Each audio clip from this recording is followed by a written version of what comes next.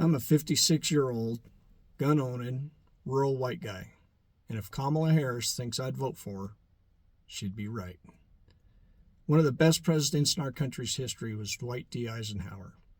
He was a commander of the Allied forces in World War II, and he beat back Nazi Germany and a fascist Adolf Hitler. When he was running for re-election in 1956, a bunch of far-right Republicans came up with a scheme. They went to the convention and they tried to get the electors to choose Joe McCarthy instead of Eisenhower. But the Republicans back then were loyal not just to America, but to Dwight Eisenhower, and it didn't work. So then they came up with the fake elector scheme. Sound familiar? Where they would send fake electors to Washington, D.C. in January to try and get Joe McCarthy in that way. They came up with a plan, but they never implemented it. In 1960, extremely close election between Nixon and Kennedy. As soon as Nixon gave his concession speech, a guy named Cartel sent out thousands of letters to people across the country saying the election was stolen. Again, sound familiar?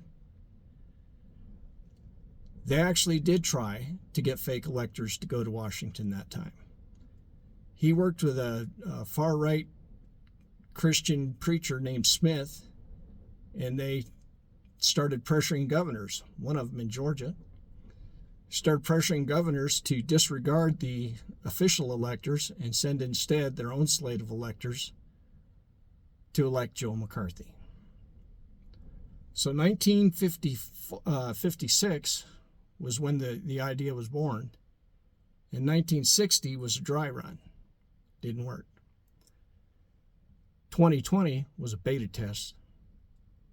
In 2024, well, I think they're planning again, because Donald Trump keeps refusing to say that he'll accept the election results. There's only two ways. There's two things we got to do to kill this idea for good and ensure American elections in the future. First, we have to overwhelmingly vote for Kamala Harris so that there is no question. Nobody can even begin to claim that it was stolen.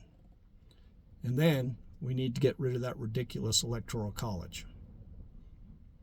Good day.